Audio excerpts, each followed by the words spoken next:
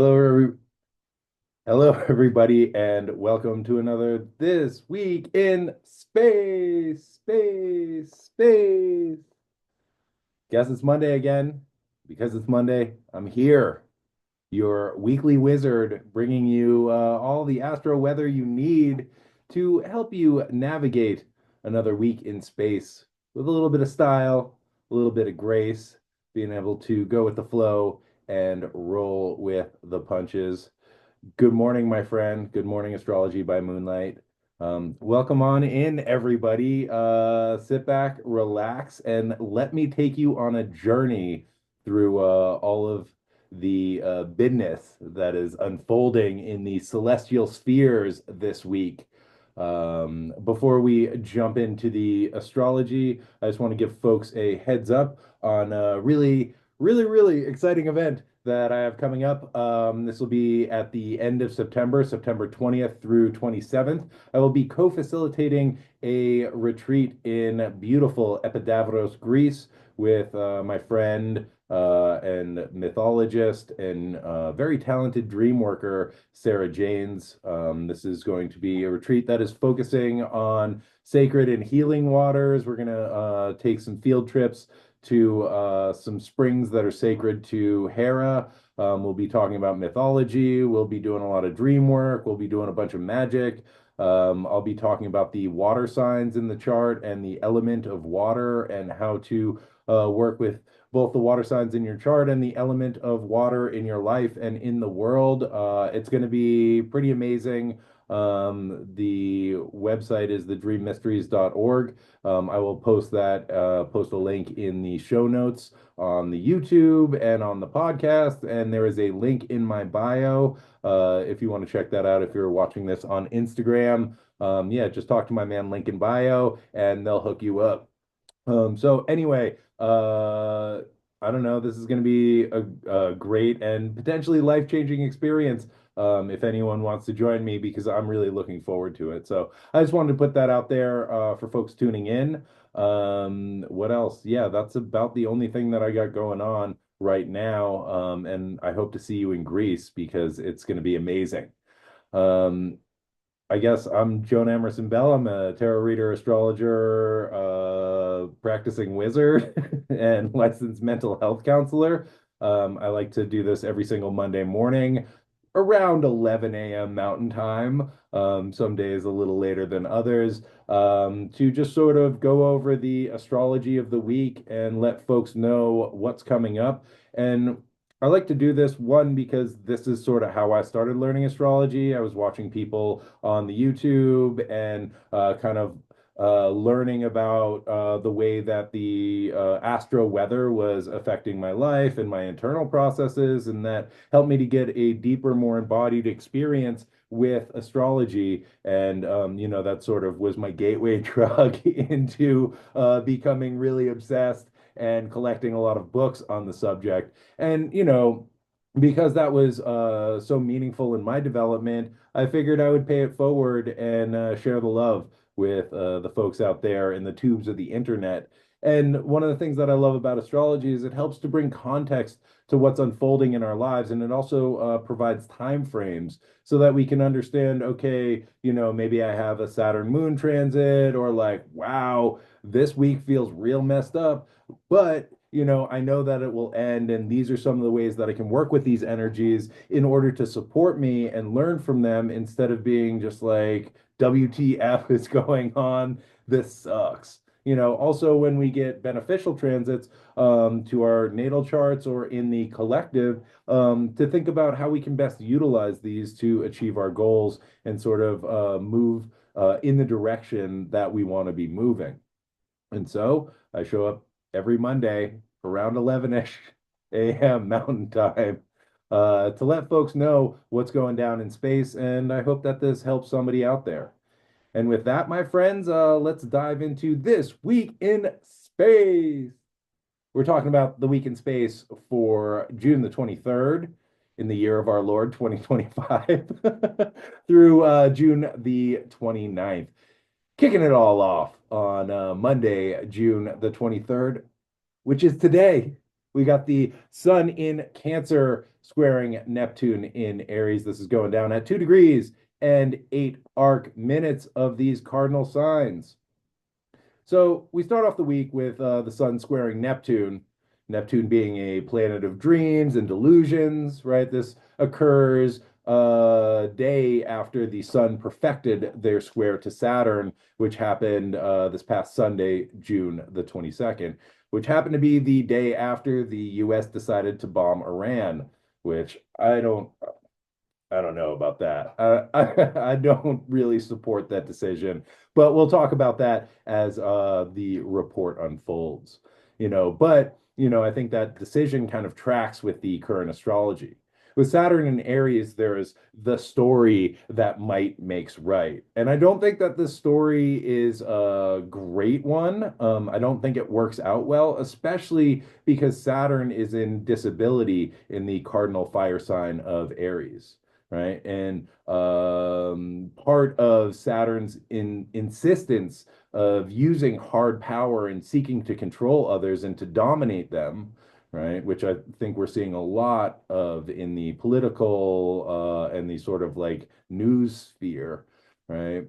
And so Saturn, having a really hard time in Aries and maybe trying to compensate for their being in fall, right? Being laid low by like really seeking to control other people and to create systems of oppression and to dominate others. And I think that this at its core comes from Saturn's insecurity and maybe like people in power's insecurity.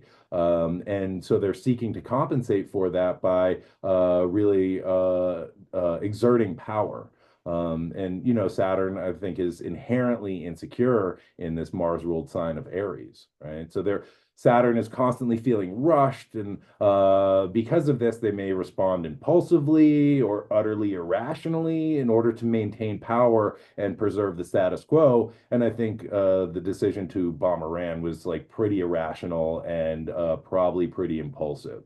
Right. And so this is kind of playing out in the political sphere, right, with Trump sort of losing popular opinion and meeting a lot of resistance to his authoritarian policies. So he's kind of escalating situations and bringing them to a crisis in order to maintain control. And part of this is, and I haven't like dived deep into the news, but I believe Homeland Security secretary was like, "Oh, there's like millions of sleeper cells everywhere. Everybody needs to be afraid." Right. And so, like, activating these survival fears in order to really maintain control and continue to step up authoritarian policies. And don't fall for that, my friends.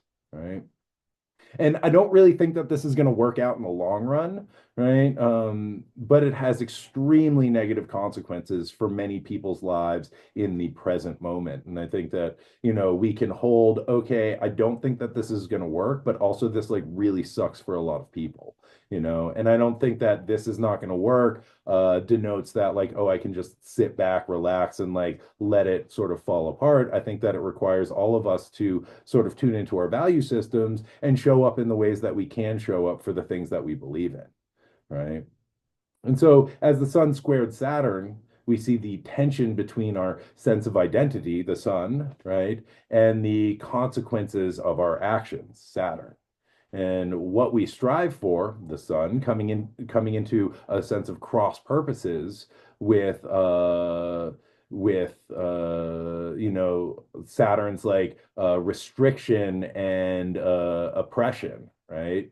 And the sort of meeting the hard edges of reality, right? And all actions have consequences, and some of these consequences feel generative and some feel very hard and challenging, right? But anything that we do has a consequence, right? Anything that I move or pick up like shifts things, right? And these are the consequences of small actions. When we take big actions like starting a war, there are big consequences, right? And so in mundane astrology, the sun can represent the ruler or the king or the president of a place who just made a decision that is going to have very large consequences for everybody, which sucks. And hopefully he feels those consequences. And hopefully those consequences land on him and not on all of the sort of people who are affected by this decision, right? And hopefully the representation of Saturn being structures that create limitations stand up to him and prevent this from sort of spiraling out even further into Oppenheimer summer. Right. But again, Saturn is in their fall in Aries and doesn't have a lot of power to keep things in order and prevent things from going off the rails. But we shall see. And I'm not bringing this in to be all like doom and gloom, right? Because things keep unfolding. And I also don't think that we are at like a crisis point, but I do think that things are building as the Saturn Neptune conjunction is building. So, anyway, on Monday, today, the sun is perfecting their square to Neptune, which means that the that Saturn and Neptune are pretty dang close to one another. Currently, there's something like 25 minutes apart, which is like that's good enough for a conjunction in my book. And they will get within 13 minutes on July 12th or 13th when Saturn stations retrograde. Saturn and Neptune will they're going to separate for a while and then they'll perfect their conjunction on February 20th of next year. But that energy is definitely building and it's feeling pretty palpable, right? The sun, again, represents our sense of self, our individual sense of me. This is me in the world, right? This is what I'm doing, right? This is who I am. Everybody look at me. I'm the sun, right? Don't look at me. Don't burn out your eyes, right? The sun seeks clarity and illumination. It looks to be independent and self-possessed, and it seeks coherence and clarity. The sun really likes to know and be known. It likes to see and be seen. Right? So with the sun coming into the square with both Saturn and Neptune, we might be beginning to see some of the themes of what this conjunction might hold both individually and collectively. So this is a good time to like hold a little space for like, what am I feeling? Right. And that might be the feeling of dysregulation. And that also might be part of like paranoia, dysregulation, right? Feelings of I don't know, this is difficult to confront, and those are real. And also to see if we can like follow those feelings and see what might be underneath them, because I think that there might be really valuable information, right? If we can ask the anxiety and fear of the future to just step aside for a second to see what might be bubbling up from underneath, right? And we are also maybe considering some of the impacts on our lives and our nervous systems, right? That is kind of rising up at this time. And so, one suggestion I have is to listen to the sun in Cancer and do what you can to care for yourself and for others, right? How do you care for your nervous system, right? Is it like just spiraling in a news feed, right? Is it like going out and being in community? Is it supporting people who might be more vulnerable than you, right? Is it supporting yourself when you're feeling afraid or anxious or dysregulated? Is it calling a friend and just checking in on them and seeing how they're doing? And really considering the ways that you nourish your system, because the energy of this conjunction is still building. It will dissipate during the fall as Saturn retrogrades and re-enters Pisces, and begin increasing again over the winter, and finally come to a culmination on February 20th. But we really want to do what we can to support ourselves and each other so that we don't spiral out too hard or for too long. Because I have found that it's really difficult to do anything, right, or to show up when we are in a dysregulated state. So take it slow and be really gentle with yourselves, whatever that looks like for you. And that can look different every day. But I think that this is a really important orientation point as the sun is coming into square both Saturn and Neptune and kind of illuminating maybe some of the energies or some of the themes, right? And always, if we can, coming back to like, what do I need in this moment to be all right? What do I need to come back to my center? What do I need to do to care for myself so that I can better care for others? What do I need to sort of nurture and nourish myself, or maybe those inner children parts that might be like pretty afraid right now, or like very angry, or a combination of both, right? And the more that we're able to practice this caring for ourselves and caring for these parts that are having some really big feelings, I think the better we will be able to show up both individually and collectively. Right? So, anywho, now the sun is perfecting their square to Neptune today. Neptune, Lord of the Deep, the Earth Shaker. In that was an epitaph that they used for Neptune or Poseidon in the Odyssey. And I think this is a really interesting epitaph, right? Because we think of Neptune as the god of the ocean. And I believe in the Greek cosmology, they were like, oh, earthquakes are caused by underground rivers that flow under everything. And those rivers become turbulent and they sort of shake the earth. And I think that this is a really interesting idea, especially if we think about water, especially deep water, as kind of the unconscious, right? Or the emotional body that is operating under the surface. And then something happens, we get dysregulated, right? Those underground unconscious rivers, right? Those underground emotional rivers start to, turn into a wave pool and it kind of shakes the foundation. And so, as we experience big Neptune transit, this is a possibility, right? The possibility of sort of turbulent emotional waters, turbulent unconscious waters that sort of shake the ground that we stand on. And I think that this can be really positive because as things shift and shake, it provides space for springs to pop up, right? Fresh water to come in and sort of nourish and feed the system in new ways, right? But it can be difficult to be with, right? So how do we make space for the to channel that water, to channel that unconscious energy, to channel that emotional energy, so that it can sort of irrigate the things that we are trying to grow and not try and suppress it, right? So Neptune deals with the state of like interconnectedness and oneness and our connection to the beyond, right? Whatever that looks like, which is a very beautiful thing. However, we live in a sub-Saturnian world of physical reality where we're dealing with issues of racism, genocide, wealth inequality, state violence, structural oppression, you name it, right? It's here on Spaceship Earth, right? The good and the challenging, right? And it can feel really upsetting to have that sense of the interconnected nature of all things and the belief that love is the core principle of the universe, and then watching the utter dumpster fire of a world that we are forced to participate in. Right. And this like creates some cognitive dissonance and it can be really painful. And so this is one of the core points that Neptune carries in this physical world, right? This belief in the interconnectedness of everything, living in a world of separation, this world of samsara. So Neptune can deal with this through disassociation or retreating into the dream world. Neptune is also illusory. It's ill and it's for losers. Just kidding. But Neptune can really get lost in the fantasy or swayed by the illusion. It can be downright propaganda, which, I think is already starting to be pumped out into the collective, right?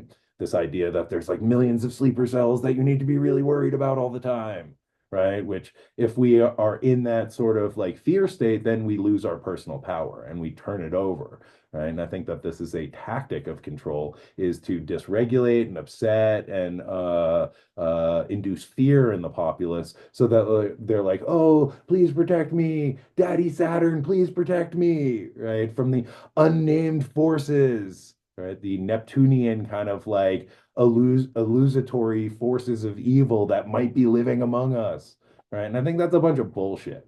Not to say that there isn't danger or issues in the world, but I think that allowing control to instill fear in our hearts gives more power to control, right?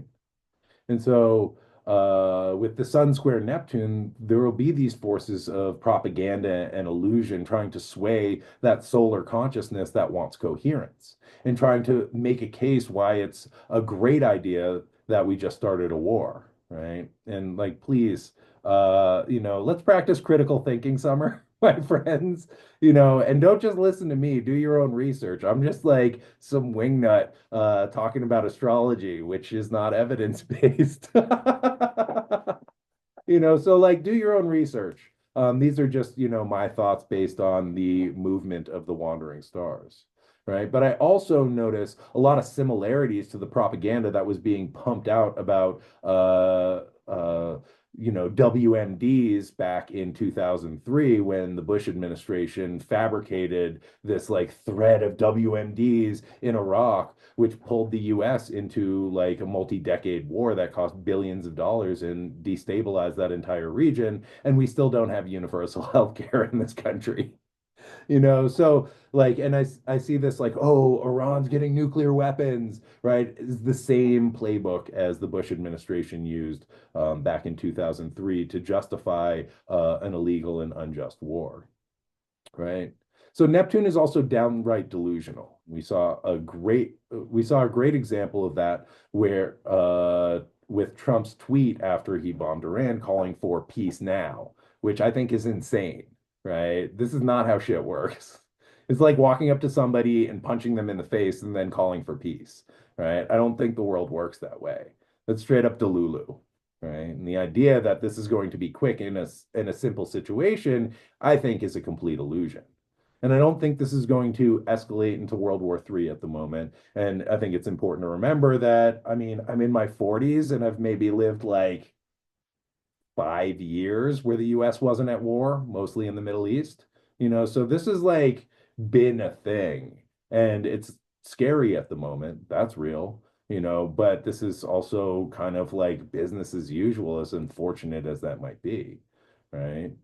And so I don't think that this is going to like escalate into total and utter chaos, especially because, I think things will unfold as we move closer into July, as Uranus enters Gemini on July 7th, and as the Saturn-Neptune conjunction gets closer to perfecting during the middle of July. And then I think that energy is going to dissipate a little bit and then start building again. And I don't know what that's going to look like just yet. And I don't know if this is going to be the thing that sort of pops off during the Neptune Saturn conjunction. But just a reminder that last time Saturn was conjunct Neptune in, I believe, 89, we had the fall of the Berlin Wall, the Tiananmen Square protests and massacre. There's like big changes that happen, especially with governmental systems and, which create all sorts of changes and power vacuums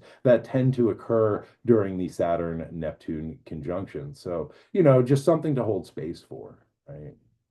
However, I think coming back to the present moment in this Sun squaring Neptune, I think that this is going to be much more complex than a like one and done, like cool, like that's all taken care of, right? Because I don't think it's going to work like that, and I think it's delusional to think it will, right?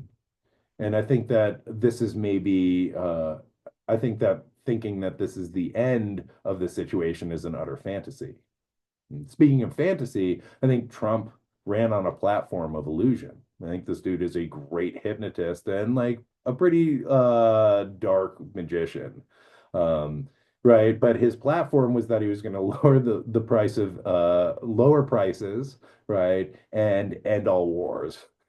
And it's been 5 months, and the opposite has happened, right? And these campaign fantasies happened when Neptune was still in Pisces. And now that Neptune has moved into Aries, there is this awakening from the dream.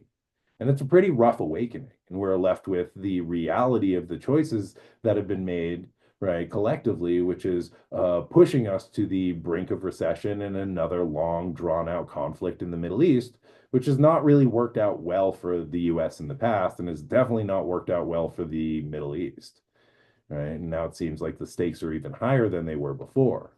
This is kind of a rude awakening.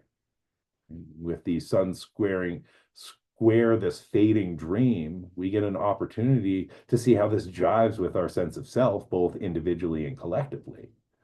Right? And then again, the sun is looking for clarity and it wants coherence and it really wants to see. And we can't have coherence if we're clinging to the fantasy, because that just creates more cognitive dissonance when the fantasy doesn't align with reality. And this is what the sun is helping us to sort out as it squares both Saturn and Neptune. And I want to take a minute more on this Sun square Saturn because I think this is one of the bigger transits of the week. And I think that, this is bringing up a lot of information about the Sun conjunction with Saturn. And so On another level, on a mythopoetic level, the Sun square Neptune reminds me of the story of Scylla and Charybdis from the Odyssey. Charybdis was the daughter of Pontus, who's an ancient sea god, and Gaia, the earth. And Charybdis was a whirlpool, which would draw in and push out large amounts of water 3 times each day with such force that it could swallow an entire ship, right? This movement of water also created the tides. On the other side of a narrow strait, right, lived the monster Scylla. And Scylla was commonly described as having 12 feet and 6 long necks. And each neck had a head full of sharp teeth on it. And Scylla would bark like a dog when unwary sailors approached her. And sailors who sailed too close to Scylla would find themselves plucked from their vessels and devoured. Scylla was most likely the personification of rocky outcropping or an underwater reef where the deadly rocks would act like teeth that could tear the ship's hull open. And so Scylla and Charybdis were said to live on opposite sides of this very narrow strait of water. The distance between Scylla and Charybdis was measured at less than the flight of an arrow, and no ship could pass between Scylla and Charybdis unscathed. If they avoided Charybdis, the vessel would travel too close to Scylla and be torn apart. And if the ship tried to avoid Scylla and moved too close to Charybdis, they would be sucked down by the whirlpool, which was a total bummer. So, in the Odyssey, Odysseus must travel through this strait on his way back to Ithaca, on the way back to his homeland. And Odysseus is told by the great witch Circe that he will need to make a choice as he goes through. And he should choose to pilot his boat closer to Scylla, because it is better to have 6 of his men eaten by the monster's 6 mouths than have his whole crew lost in the whirlpool of Charybdis.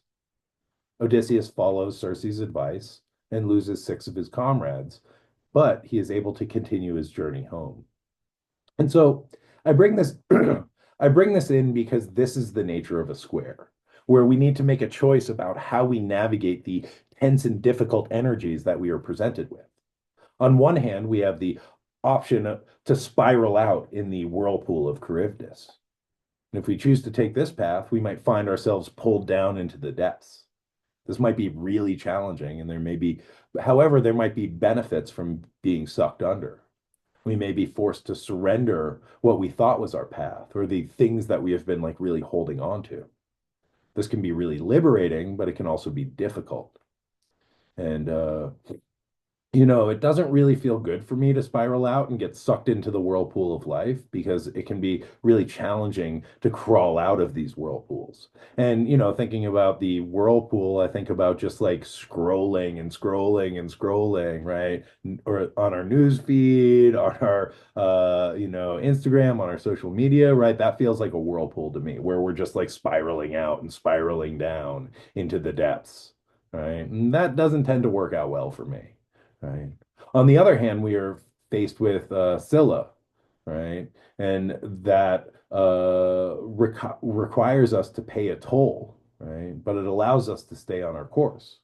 So again, we are asked to surrender or sacrifice or let go of something we have been holding on to or caring for.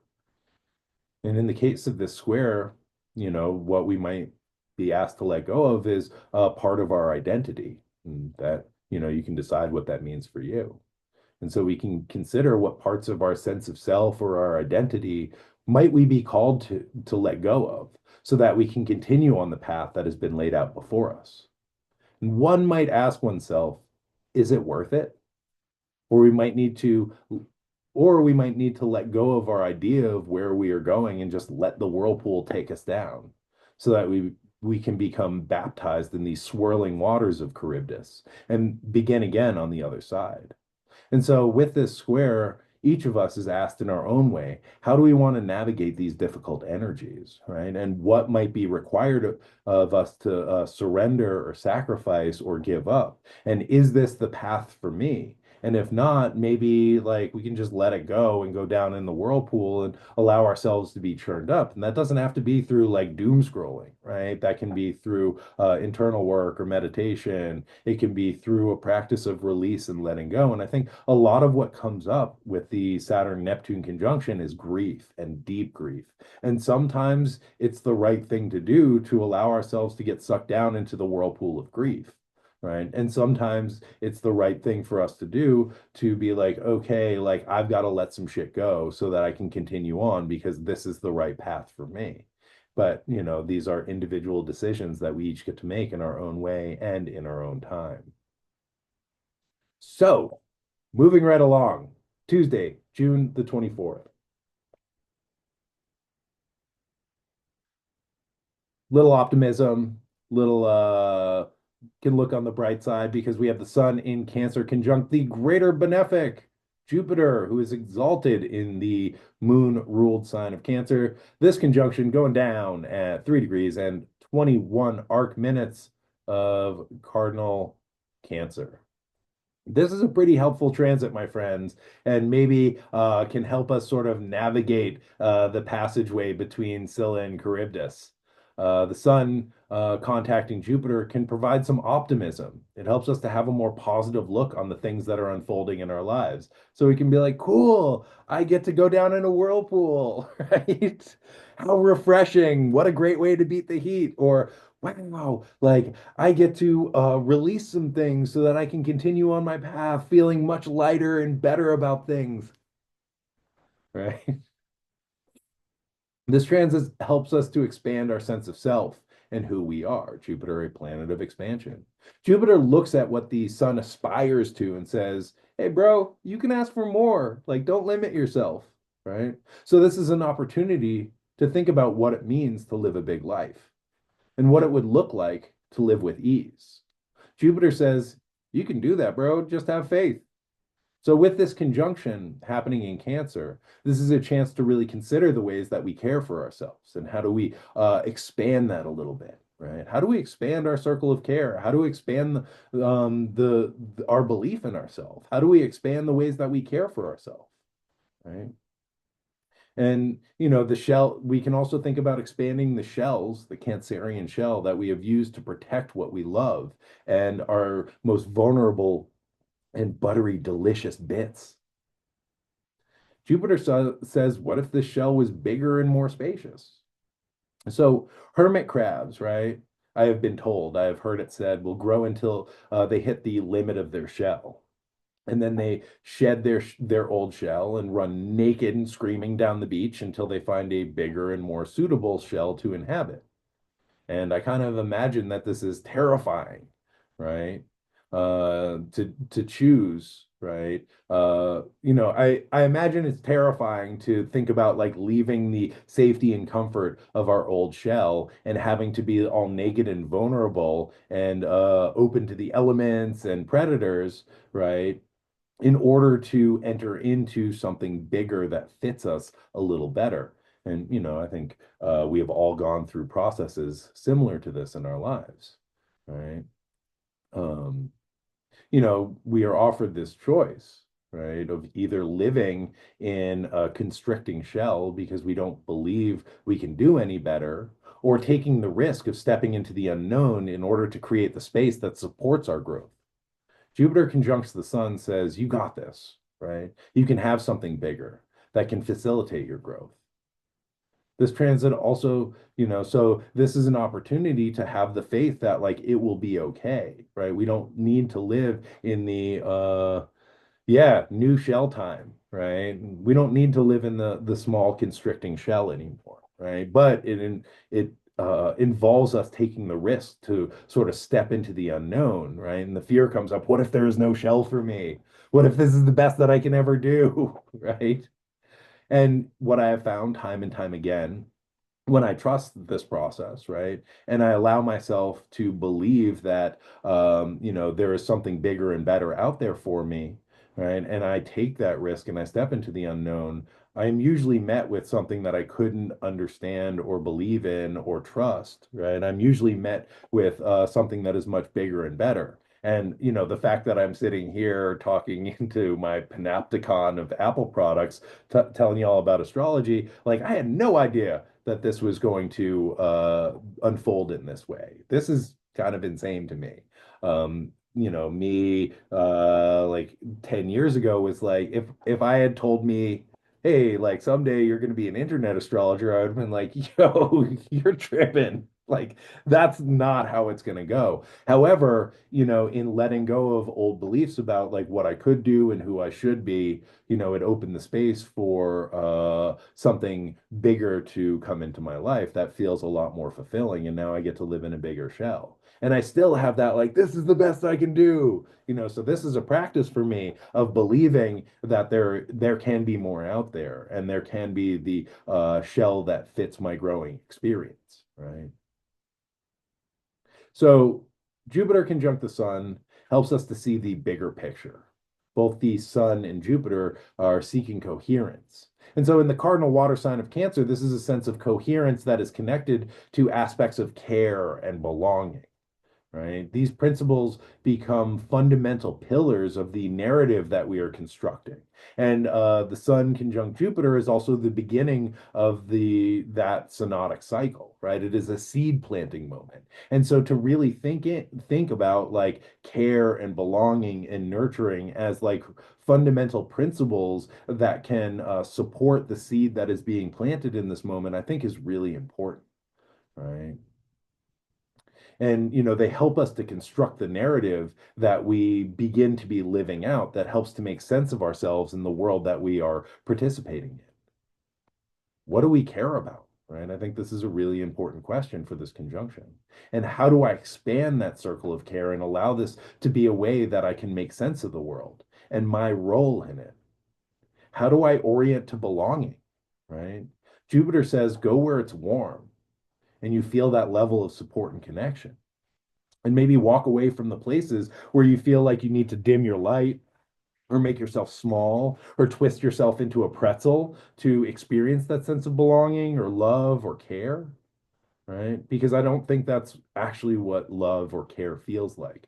When we're like, oh, I'm too much, or like, I need to be different, or like, I've got to act some type of way so that you like me and I fit in, right? I don't think that's actual belonging, and I don't think that's actual care.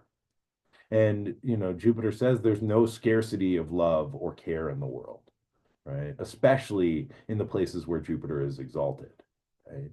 So this conjunction gives us a chance to think bigger and to really expand our awareness and to open our minds. It also provides us the opportunity to ask more from life and to try new experiences that expand our worldview. And it helps us to step into a bigger life through, the expansion of our worldview and trying out new things, right? And as we try new things, right, that only has to be for a day or two just to see what it feels like. If you're like, hey, I'm going to try yoga, it doesn't mean you have to go to yoga every day unless you want to, right? So trying adventure, trying new things, getting curious, right? Seeing what it's like to just like expand that shell just a little bit, right? And that requires some risk, right? And so just a cautionary note, right?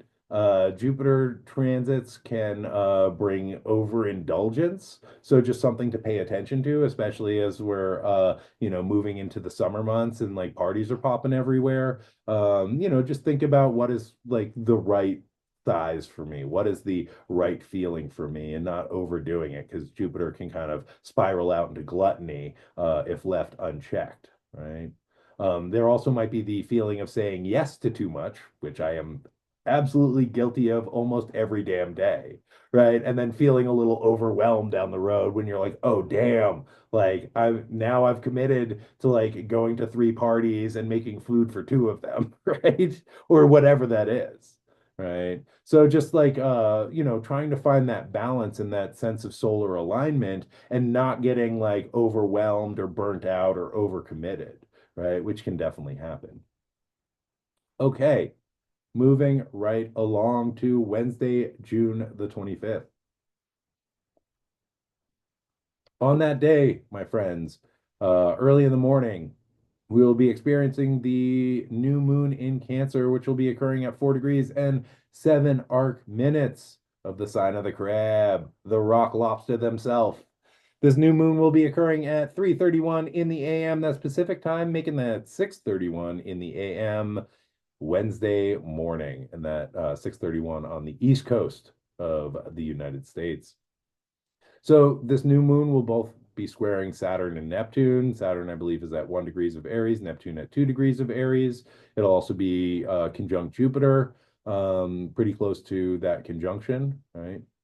And so with the sun moving through the squares to Saturn and Neptune, we're going to go through some renegotiations, right, about our sense of self and ego identity. Saturn seeks to strengthen the ego and maintain our sense of individual identity and like these aspects of control, right? Saturn really is looking to maintain the status quo and is trying to create safety through preventing change or disruption to the existing structures or ideas and beliefs that we have developed in order to really navigate the world safely. Neptune is dissolving and erases the old identities and ego structures in order to create space for something new to come into form. And the like holding on and letting go simultaneously is like pretty challenging, and if you're feeling that, I feel you. Right. So feeling both of these energies simultaneously can be somewhat difficult, if not downright like utterly dysregulating, and I think just allowing ourselves to notice, right? Oh, this is what's coming up. Oh, I want to cling to this. Oh, this is being washed away, right? So like practicing non-attachment might be healthy during this new moon, right? Also, I just want to say that a new moon is a seeding moment. It's a conjunction of the sun and the moon, right? And we go through this every lunar cycle, and it's an opportunity to sort of plant new seeds. And so, to think about these principles of like dissolve and coagulate, these alchemical principles of like, dissolving something to get to its pure essence, and then like from that sort of core essence, being able to build around it, I think is a great way of navigating these energies of Saturn and Neptune. And within this, right, the dissolve and coagulate, we can begin to think, what is the seed that I want to plant here? What is the thing that I want to generate? And in the archetype of Cancer, this is what do I want to care for? And in caring for this, how will it care for me?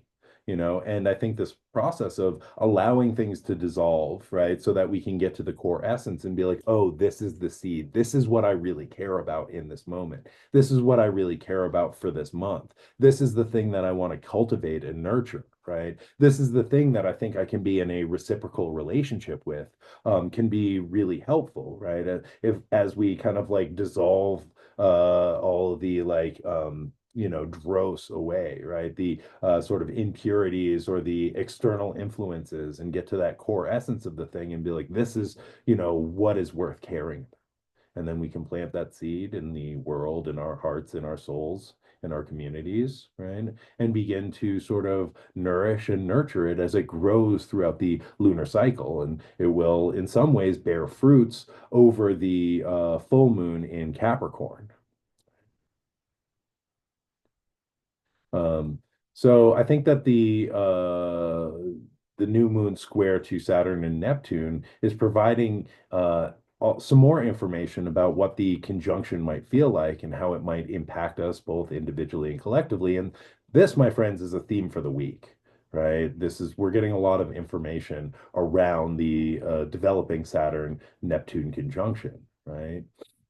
And the square that this new moon is throwing to both Saturn and Neptune is like kind of challenging, right? And so again, this like seed planting moment of the new moon, right, is needing to contend with these energies, right? Where one is trying to hold fast and the other is trying to wash away. And I think our job is to find that healthy balance in ourselves, right?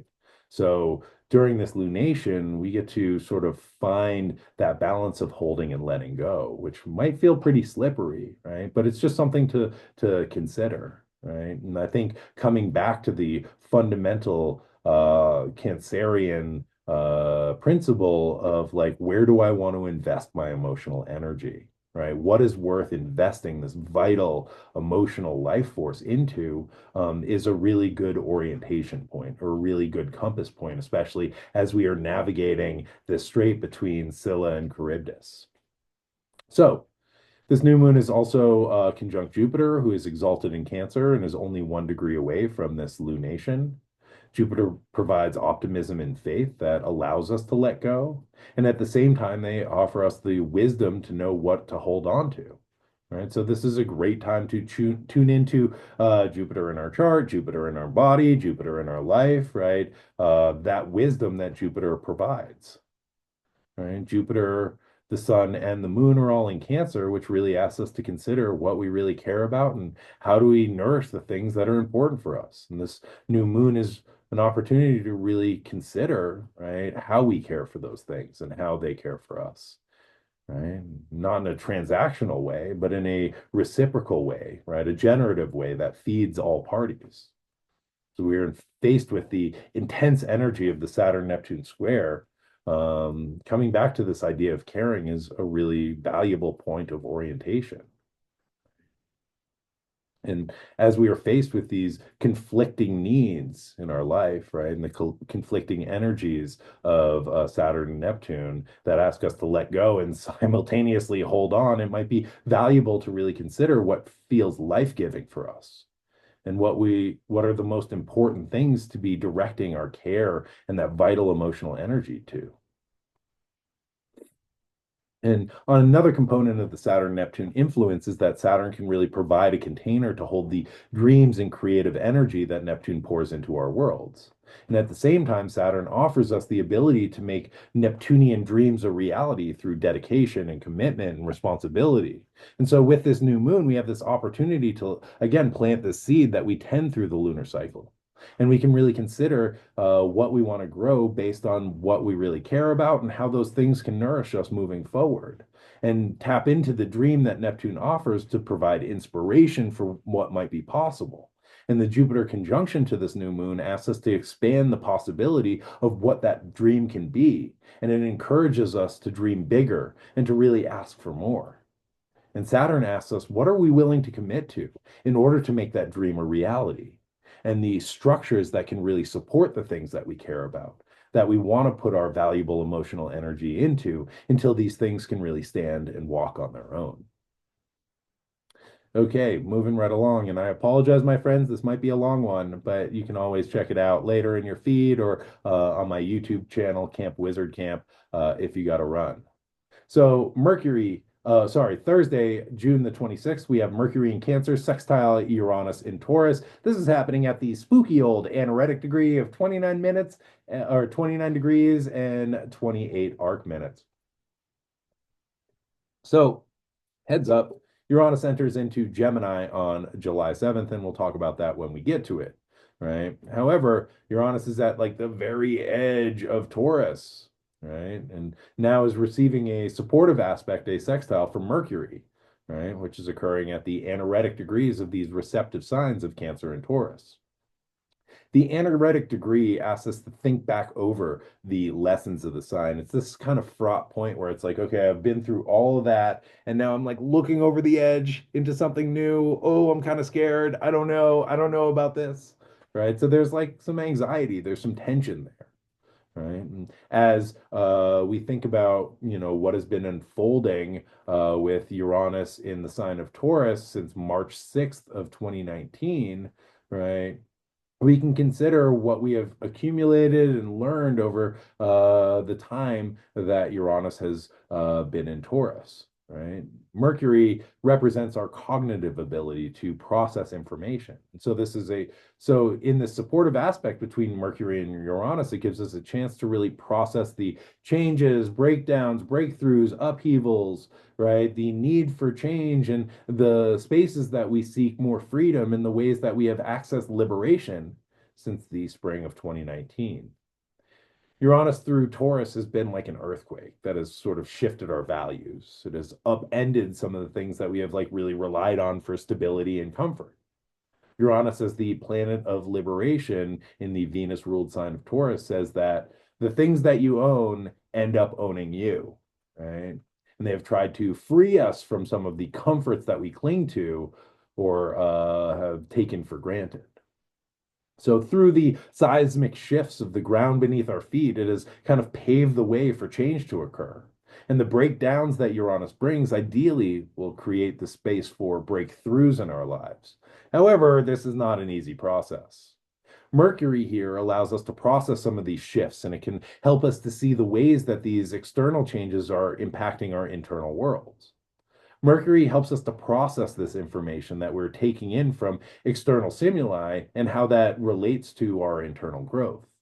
Mercury can also act as a guide, helping us to navigate the shifting ground and to find our way through the cracks in the earth so that we can let go of what no longer serves us and develop new strategies to facilitate the growth of something new.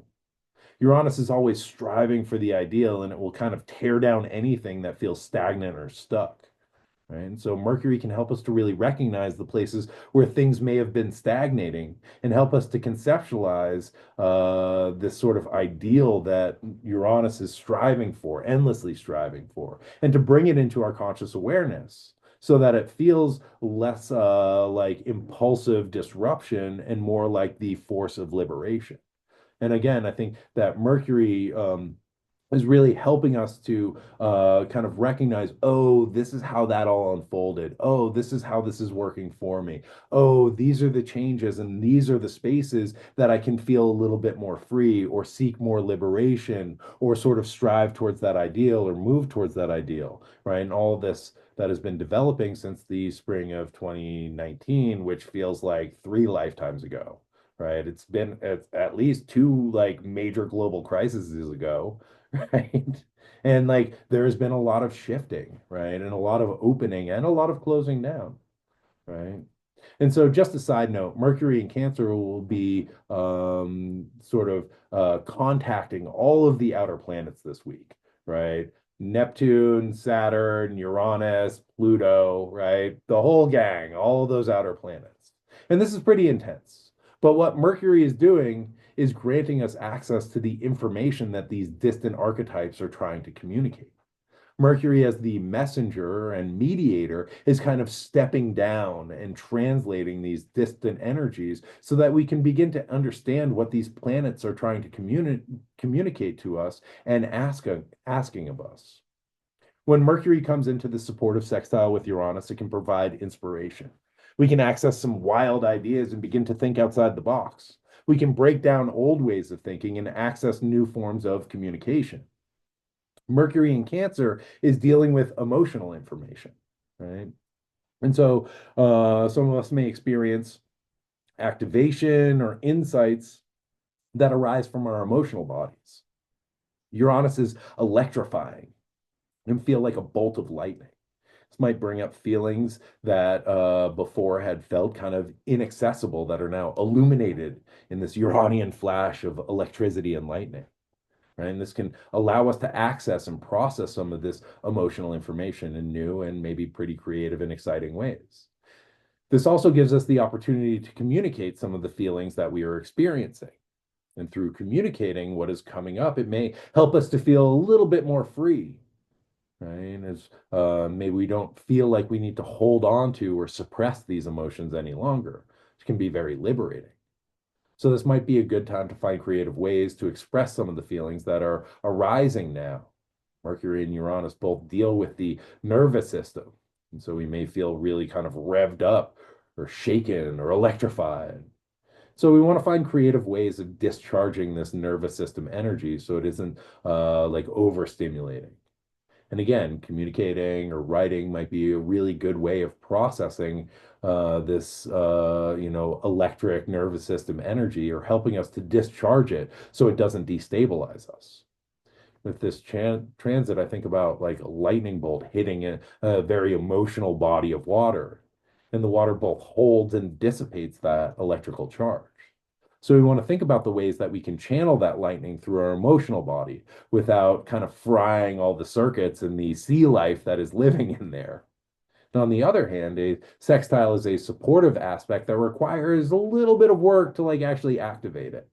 So this might be a bit more subtle than kind of what I'm describing.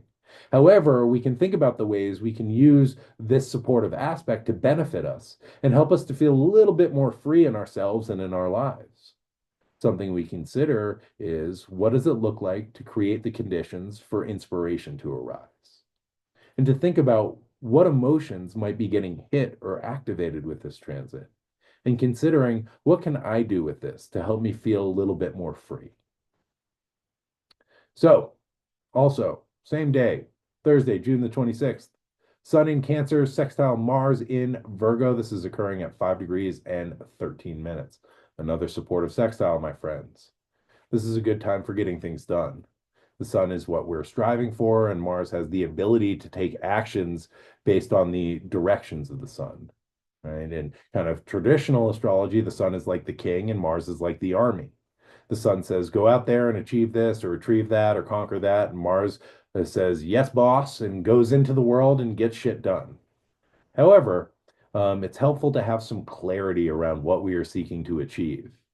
Having a good sense of that internal sun helps us to know where to direct this vital energy and what feels like the right thing to go after. With the Sun sextile Mars and the Uranus sextile Mercury occurring on the same day, we might feel pretty high energy, right? And so Thursday is a day of like probably a lot of energy moving through the system. And it would be good to consider the ways that we want to utilize this energy. Physical activity can be a great way of discharging it. Or if we have projects that we are working on, this is a great time to focus and channel this sort of cosmic energy into something that feels productive and supportive. All of this energy is looking for an outlet, and it will be really helpful to have a place to direct it and be able to kind of dispel it. And if we don't have a way of releasing it, it can become kind of problematic, right? This transit is good for being assertive and for practicing courage. And we can practice courage through self-expression or putting ourselves out there. We can practice courage by trying new things or going to new places. We can also do this through engaging in challenges and competitions. We can also engage in courage through risk-taking behavior, but I think this is important to consider, right? Because I think risk-taking behaviors tend to be ways that we shut down parts of ourselves and suppress challenging emotions. So just check in with yourself and see if it's actually courage which we are engaging in, or if it's really an elaborate form of escape and running away. And one way of noticing this is to see if it brings you closer to that authentic sun part of the self, that like real solar feeling, or if it's a way of distancing you from something that feels uncomfortable or even painful. And this may also be a good time to practice leadership. And we want to engage in leadership from a place of what IFS or internal family systems calls self-leadership, right? And so in internal family systems, IFS, being self-led means embodying a deeper connection with our true essence. It means operating from a place of alignment with that internal core of the self, that internal sun, and moving from that authentic place instead of operating from a place of fear or scarcity or like dysregulation or I've got to run away. When we can move from what IFS calls self, we can lead others from a place of authenticity instead of seeking dominance or power or external validation. The sun can really illuminate that place of inner alignment.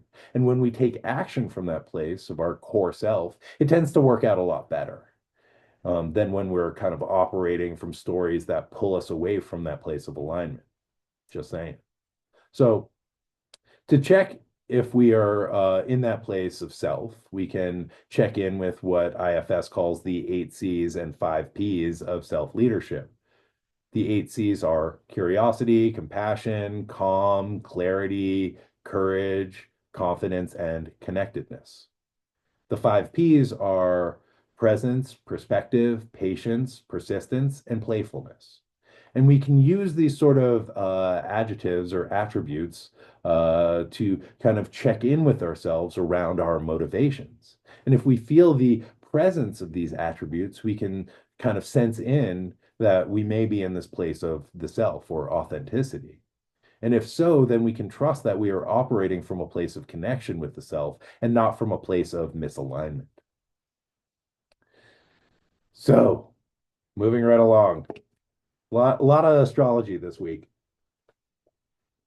Um, Also on Thursday, June the 26th, big day, Mercury will be entering the fire sign of Leo, where they will go retrograde, dun dun dun, on July 17th. Leo is a fixed fire sign. Here, Mercury is gathering information about how we tend the fires that we have already built. Leo is a sign that is ruled by the sun, and it's all about being seen.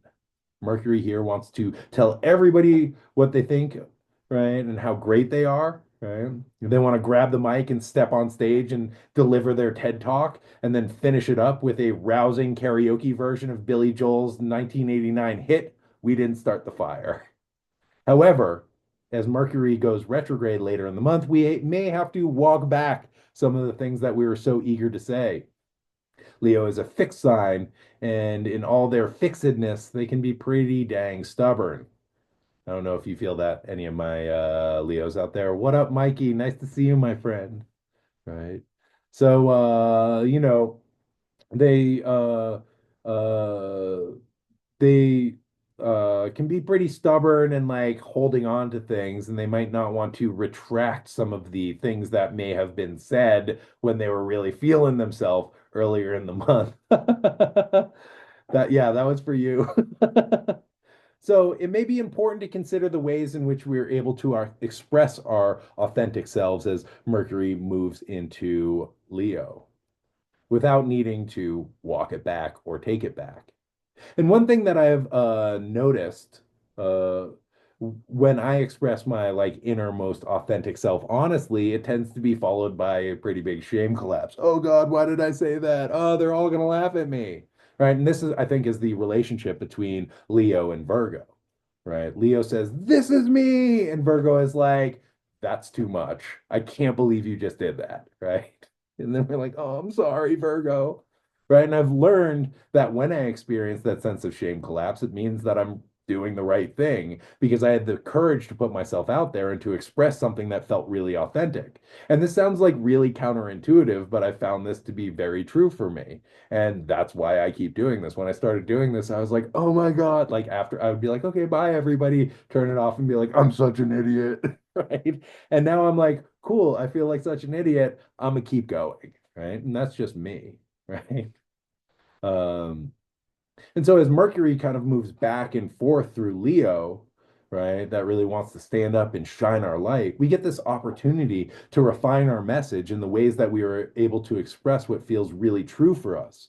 And so when we do reach Virgo, we can stand behind what we have said and shared and feel like we are right-sized and not experiencing that sense of collapse at sharing our inner light with the world. Okay, finally done with Thursday. Woo! Friday, June the 27th, Mercury in Leo trining Saturn in Aries. This is occurring at 1 degree and 44 minutes of these fire signs. So again, more information about the Saturn and Neptune conjunction because Mercury will go on to trine Neptune the next day. Mercury contacting these outer planets that are going through pretty big shifts right now, right? And can be really helpful in providing information on how these things feel and what they might mean for us individually and collectively. At the end of the week, right, Mercury trining both Saturn and Neptune. This is following the square from the sun to both of these outer planets.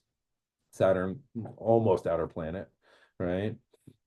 Right, and that square from the sun sort of wrapped up last week, occurring, and then brought us into this week, right? And so Mercury's supportive trine may again help us to understand some of the energies that carried us into the week and that are unfolding over the next little while.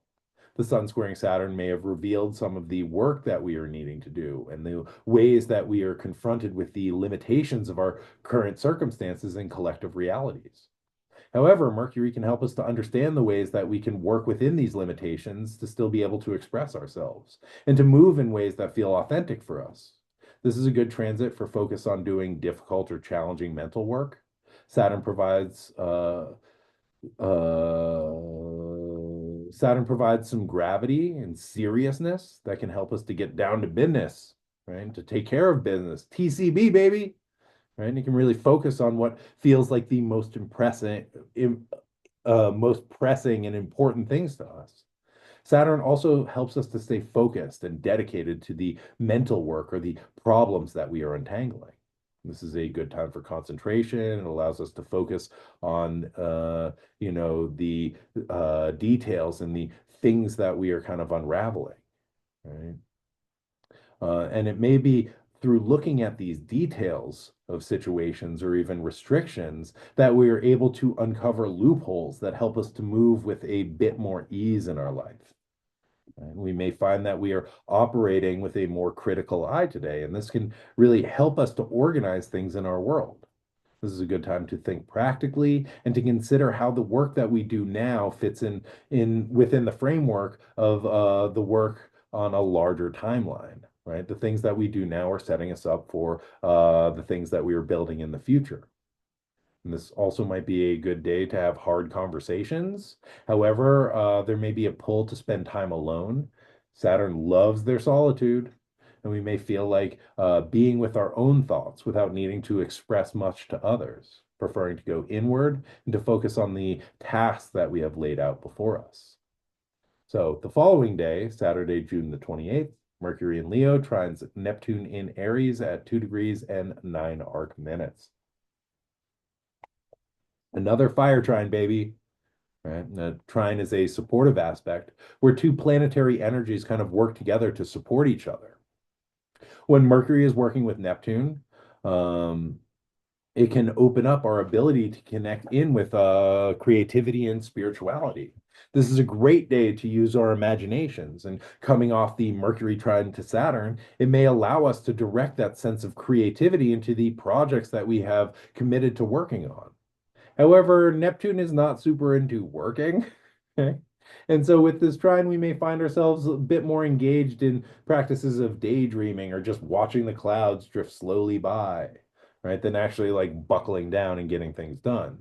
And so this is a good time for being in revelry and seeing where our imaginations lead us. This is also a great time for meditation, prayer, spiritual practice, free writing, dream work, other non-linear practices that help us to get in touch with the spirit, or our deep mind or our imaginations. It's a good day for practicing being in non-ordinary reality, right? I wouldn't necessarily recommend using substances to achieve that because Neptune contacts can lower our tolerances. And so we can find ourselves like going a little bit too far into non-ordinary reality, if you know what I'm saying, right? But Neptune in relationship to Mercury can like really thin the veil.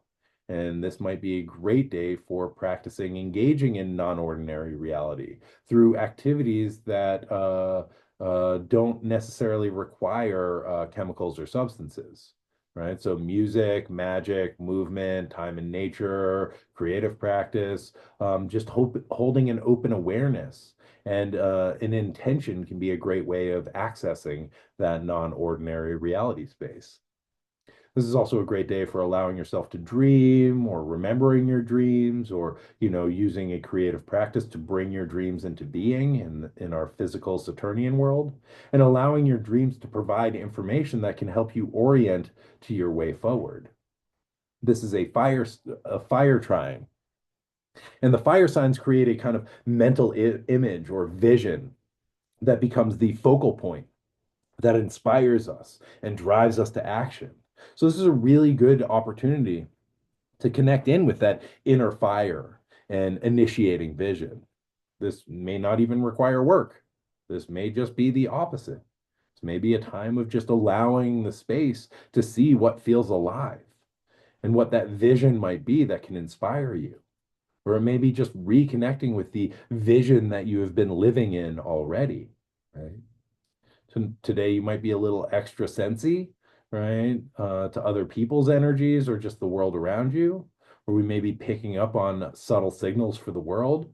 And if you already feel like overly stimulated or overly sensitive, you might want to consider ways that you can regulate your system and care for yourself. You might want to go into the woods or meditate or find ways of coming into co-regulation that can really support you so that like your senses can sort of unfold and take it in without getting spun out, right? We also might feel an increased sense of empathy today and really wanting to care for others. Okay, coming to the end. Thanks for sticking with me, my friends. Sunday, June the 29th, we have Mercury and Leo opposing Pluto retrograde in Aquarius. This is occurring at 3 degrees and 10 arc minutes. So, Mercury and Pluto kind of have a special relationship in mythology. They share the helmet of invisibility, and Mercury is the only Olympian who can enter into and return from the underworld. This allows Mercury to travel into the unconscious realms and to retrieve information from what's unfolding under the surface. Mercury opposing Pluto can help us to get to the bottom of things. It also may help us to finally let go of things that we have been holding on to or processing. Mercury is about or Pluto is about the process of death and rebirth, which leads the way to transformation. We can think of Pluto as composting old psychic and emotional material. And as Mercury opposes the Lord of the underworld, Pluto says, just let it go, lay it to rest, let it die, so we can create more space in our lives for what can come in and what we want to move towards. Mercury also helps us to get some perspective on what Pluto has been sort of churning up in the early degrees of Aquarius. Pluto came in pretty hot in November and now has receded kind of under the surface to this like low vibrational hum that's still impacting our lives on a daily basis. Right. And Mercury gets an opportunity to observe and process some of the transformations that are occurring in our internal worlds and just under the surface. It also helps us to recognize what might need to be sacrificed in order to move forward and to embrace the transformations that we're being called to accept and engage with. Pluto deals with power, and Mercury might help us to see some of the ways that power is functioning in ourselves and in our world, right? They may One of the things that may come up again is propaganda and attempts at indoctrination, right? And we might need to wade through some of this bullshit.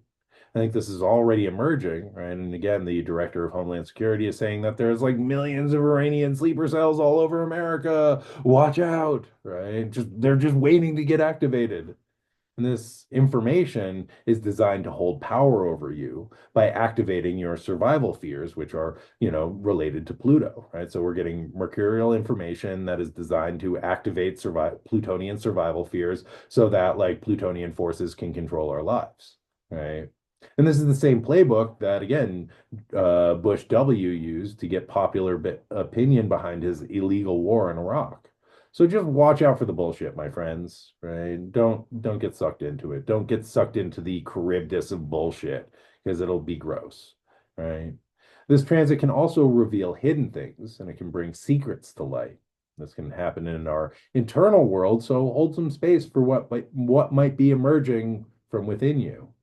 Can also occur in the external world, so just pay attention.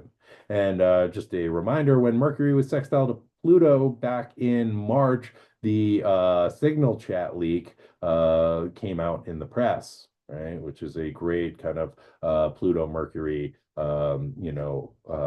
signature right there. So just pay attention and see what kind of like secrets might be uncovered. It might be very interesting to see what gets revealed towards the end of this week when Mercury perfects this opposition to Pluto. And last, not least, my friends, also on Sunday, June the 29th, Mercury enters their retrograde shadow in Leo at 4 degrees and 14 arc minutes of that fixed fire sign. And so just a heads up, Mercury will station retrograde at 15 degrees and 34 arc minutes of Leo. They will be retrograde until August 11th when they station direct, returning to that 4 degree and 14 minute mark in Leo. And this will be the only Mercury retrograde this year that will occur entirely in one sign and entirely in a fire sign. But you know what? We'll get to that when we get to that.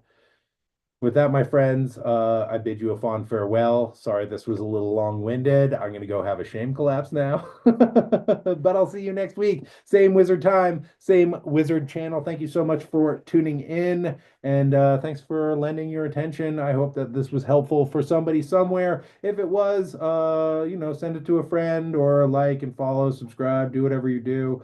But yeah, it's nice to get this info out there. And yeah, please feel free to share it with the people so that the word can spread. Thank you all so much for being there. Thank you, Astrology by Moonlight. Thank you, all the people in the tubes of the internet. And just one thing, last one thing. Yeah, I'm doing a retreat in Greece in Epidavros, September 20th through 27th, talking about dreaming waters, healing waters, mythology, magic, doing a lot of dream work, talking about the water signs in the chart and the water element in life. I hope to see you there. It's going to be really beautiful. You can look on I'll put links in all the places, link in bio, link in the show notes, blah, blah, blah, blah, blah. Come check it out. It's going to be a blast. And yeah, if you if you feel like you need some support in these trying and turbulent times, I am available for tarot and astrology readings. I also do astrological coaching, and you can hit me up, either DM me or go to my website, Camp Wizard Camp. Talk to me. We can figure something out. And yeah, that's that. That is all the astro weather that is fit to print, my friends. I hope you all have a great week in space. And until next time, be good to yourselves, be good to each other, and as always, may the force be with you. Bye now.